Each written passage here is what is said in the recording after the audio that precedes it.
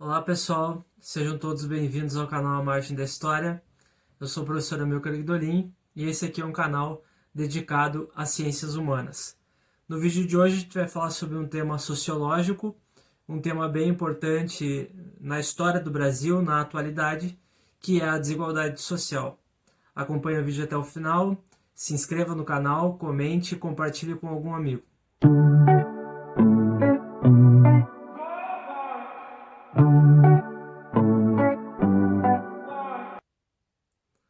Bom, pessoal, desigualdade social. A desigualdade social é um dos temas da história do Brasil e da sociologia mais relevantes. É um dos assuntos mais urgentes da sociedade brasileira a se resolver e suscita uma série de debates, diálogos sobre quais seriam os mecanismos que se poderia recorrer para tentar minimizar os efeitos desse problema. O que é a desigualdade social? A desigualdade social é um fenômeno social, geralmente na área econômica, mas que também afeta outras estruturas da sociedade, como, por exemplo, questões étnicas e de gênero. É um fenômeno que acaba por diferenciar os indivíduos socialmente, colocando eles de maneira hierarquizada, especialmente numa estrutura de classes sociais como a que nós temos no Brasil.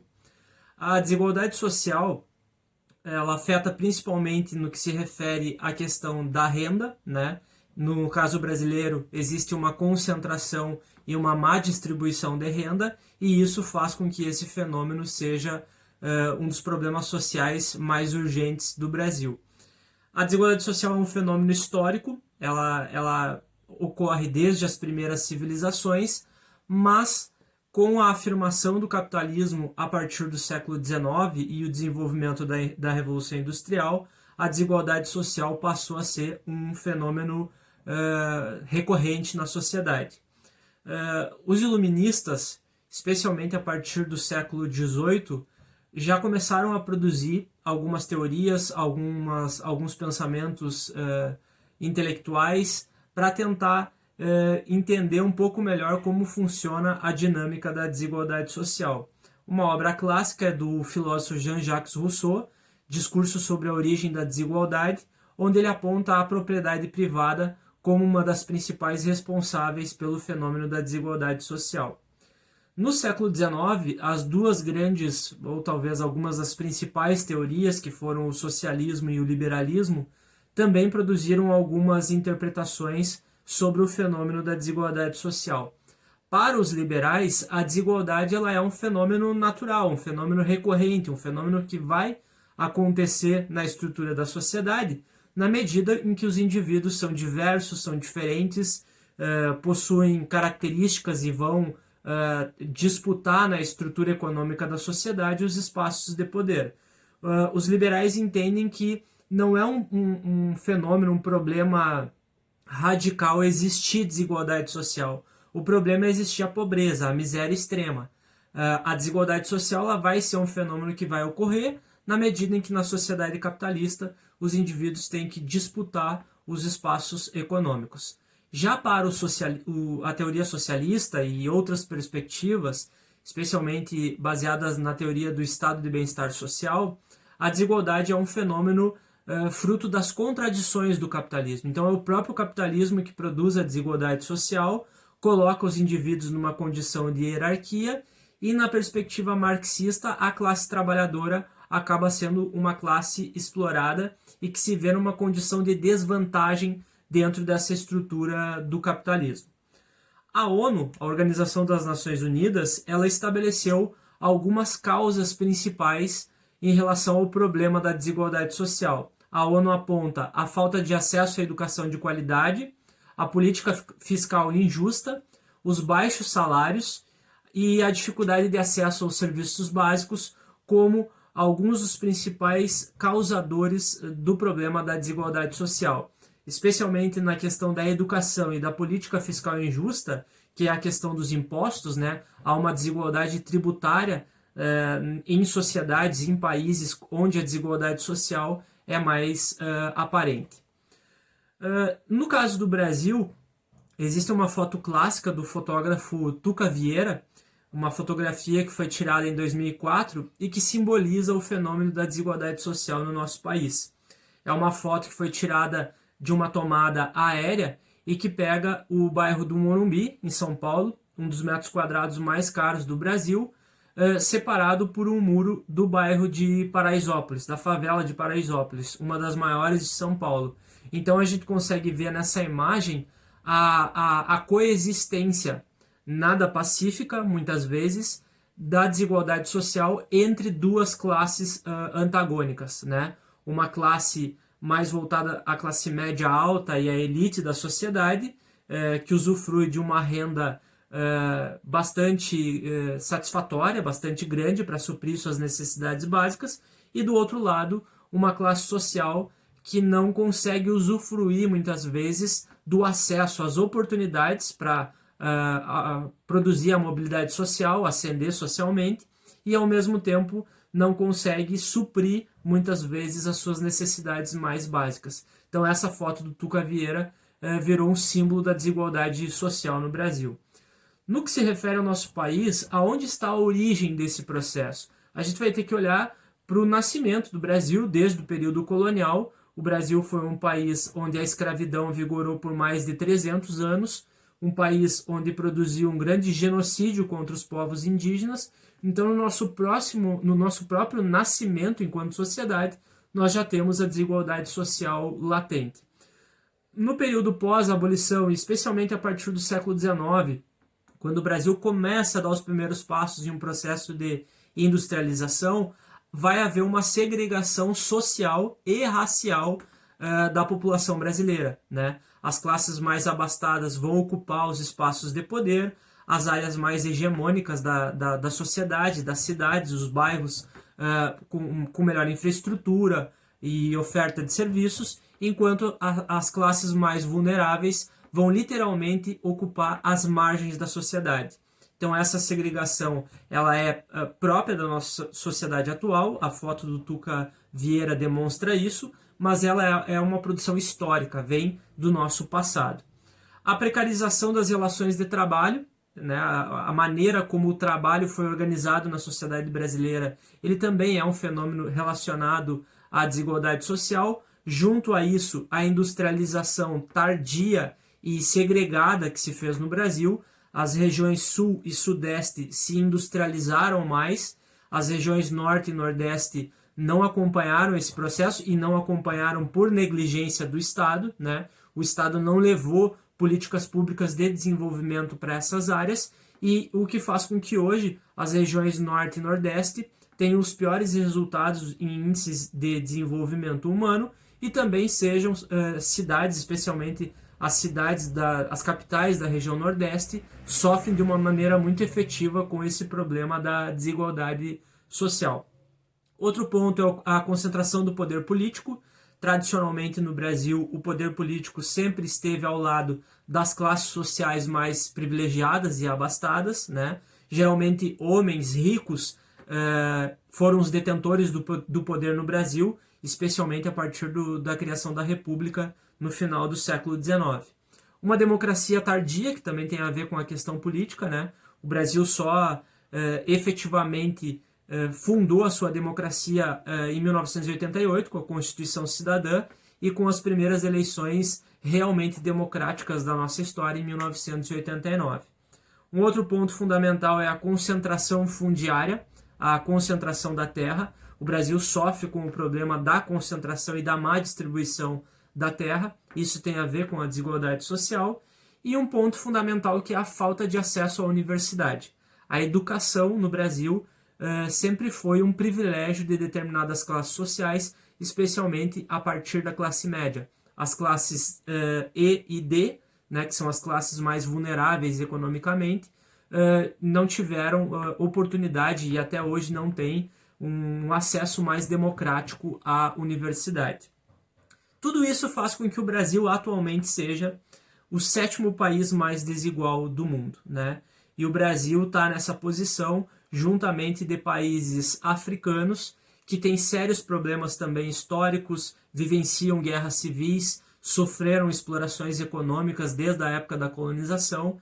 Então o Brasil faz parte hoje dessa lista indesejável e, de certa forma, vergonhosa, que é estar entre os países mais desiguais do planeta, mesmo sendo um país que produz muita riqueza, né? O Brasil está entre as maiores economias do mundo, mas no que se refere à desigualdade social também frequenta as listas dos países mais desiguais. Já no que se refere ao índice de desenvolvimento humano, o Brasil sempre oscila entre a posição de número 79, 80, 82 do IDH, Índice de Desenvolvimento Humano.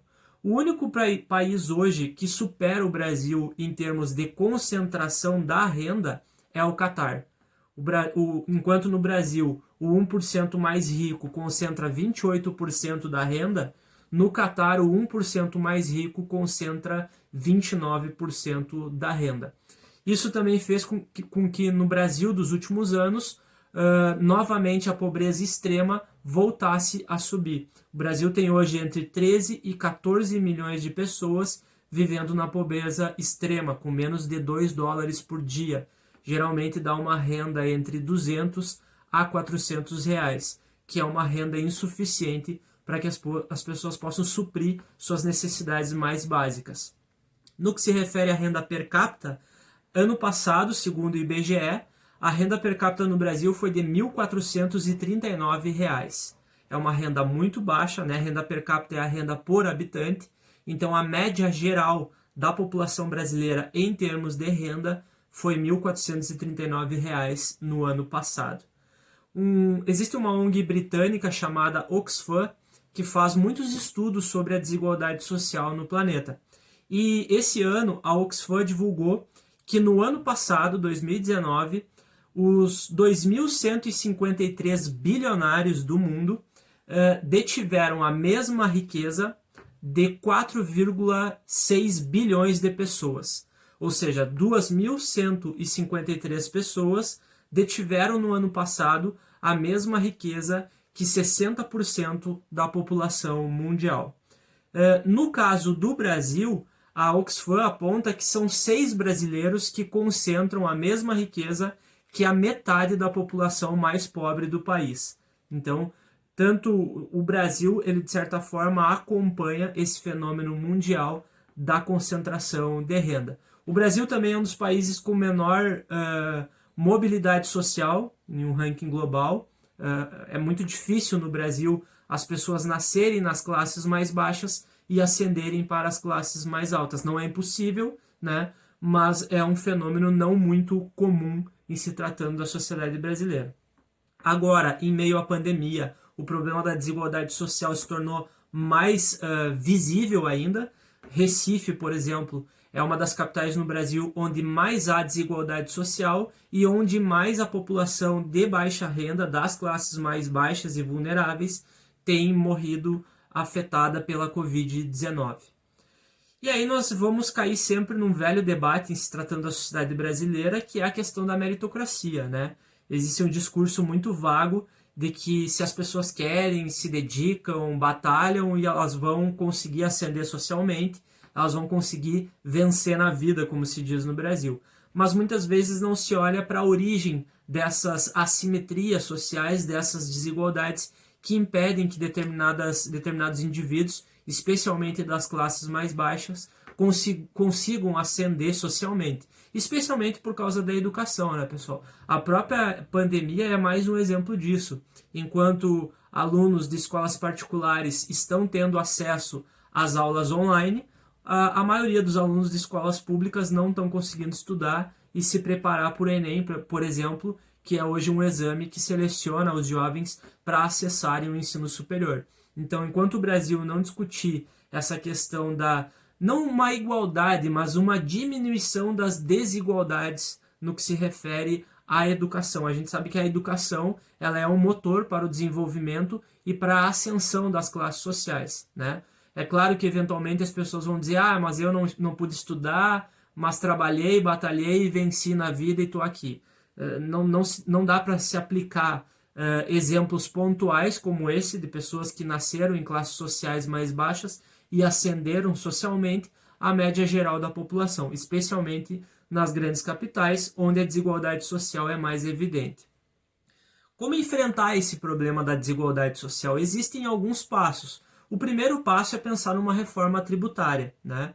A maneira como o Estado brasileiro tributa a população é muito desigual. Então, indivíduos que estão nas classes mais vulneráveis da sociedade, eles pagam proporcionalmente a mesma quantidade de impostos que indivíduos que pertencem à classe B, à classe A, indivíduos que são milionários. No Brasil, há tempo se discute uma política de tributação de grandes fortunas que ela poderia corrigir essa assimetria no que se refere à questão dos tributos, né? As pessoas são oneradas em tributos básicos, né? Como alimentação, luz elétrica, saneamento, ou seja, um indivíduo da classe A comparado com o indivíduo da classe E, que mal consegue muitas vezes suprir suas necessidades mais básicas, paga a mesma quantidade de impostos em serviços básicos. Investimento em educação, isso é inevitável, né? Uma sociedade que queira superar o problema da desigualdade social precisa investir em educação, especialmente no acesso ao ensino superior. Programas de inclusão para jovens em situação de vulnerabilidade social e a continuidade das políticas de transferência de renda. Muitas pessoas torcem o nariz, especialmente para o Bolsa Família, mas o Bolsa Família ele é um exemplo básico de uma política pública que foi e é muito importante para que as pessoas possam suprir as suas necessidades mais básicas. É claro que ninguém quer que esses tipos de programas sejam permanentes, né? Mas na medida em que o Estado brasileiro se mostra incompetente para gerir o problema da desigualdade social, essas políticas são fundamentais. Também políticas de planejamento urbano, infraestrutura urbana, né, que levem saneamento básico, levem escola, saúde para as áreas mais periféricas da sociedade, isso é fundamental, né? Existem milhares de domicílios brasileiros que sequer têm saneamento básico, né? Então essas condições de vida dificultam as pessoas a ascenderem socialmente. Criação de políticas de emprego e renda, isso é fundamental, né? Criar mecanismos para que as pessoas possam trabalhar, ter os seus direitos trabalhistas garantidos é fundamental. Estimular o empreendedorismo com responsabilidade, não o empreendedorismo de maneira romantizada, que romantiza, por exemplo, estruturas precárias de trabalho, né? O empreendedorismo é sim importante para uma sociedade que quer se desenvolver economicamente e superar desigualdades, mas ele também tem que ser pensado de maneira que um indivíduo que perde o seu emprego e vai trabalhar na informalidade não seja visto como um empreendedor, mas sim como um indivíduo que está tendo que sobreviver recorrendo à informalidade. E principalmente combater o racismo estrutural e a desigualdade de gênero, né? No que se refere ao racismo estrutural, a população negra no Brasil recebe bem menos em relação à população branca. E as mulheres negras, porque essa questão também é de gênero, estão na base inferior dessa pirâmide social. Então, discutir a desigualdade de gênero e o racismo estrutural também é fundamental. Finalizando, deixo aqui as sugestões de livros e filmes. Na parte de livros, eu trago o livro do Eduardo Moreira, Desigualdade e Caminhos para uma Sociedade Mais Justa. O Eduardo Moreira é um pesquisador dessa área da desigualdade social no Brasil. A obra dele traz boas contribuições para entender esse fenômeno. A Elite do Atraso, um livro do Gessé Souza, que fez muito sucesso recentemente, onde ele discute toda essa origem histórica da desigualdade na formação da sociedade brasileira. A Riqueza de Poucos Beneficia a Todos Nós, um livro do Bauman, Zygmunt Bauman, um sociólogo super importante, né, falecido recentemente, e a obra O Capital, do Thomas Piketty, que é uma obra também super importante. O Thomas Piketty é um intelectual francês e ele fez uma pesquisa. Na obra ele aponta dados que nos últimos anos, nessa década especialmente, houve um aprofundamento das desigualdades. Na medida em que a economia se dinamizou, né, e evoluiu, isso não acompanhou o fenômeno e a superação da desigualdade social. Na parte dos filmes, deixo aqui alguns filmes nacionais. Tem um documentário chamado Quanto Vale ou É por Quilo, que mostra como a classe média se vê de maneira confortável em relação à desigualdade social e naturaliza a desigualdade social. O filme Casagrande, que é um filme que mostra uma família de classe média alta em decadência por causa de uma crise financeira e as desigualdades na sociedade brasileira, né? Essa família se vê numa condição onde a média geral da população brasileira geralmente está, e ela enfrenta isso com muita dificuldade. Mais 2 filmes brasileiros também, o filme Que Horas Ela Volta, um filme clássico já nessa década, né, que mostra a Val, uma empregada, uma trabalhadora doméstica, que enfrenta muitos preconceitos da família de classe média com a qual ela trabalha, e um filme chamado Som ao Redor, do cineasta Kleber Mendonça Filho, que trata sobre as desigualdades sociais no Recife, né, que é uma das capitais brasileiras que mais sofre com esse fenômeno. Então era isso, pessoal. Eu espero ter contribuído nessa questão. O vídeo ficou um pouquinho longo porque esse problema da desigualdade ele tem que ser pensado em diversas camadas. Deixem sugestões, comentários, curtam o vídeo, comentem e principalmente se inscrevam no canal, compartilhem com algum amigo para a gente continuar aí produzindo conhecimento nas ciências humanas. Certo? Era isso, o recado foi dado. Até a próxima.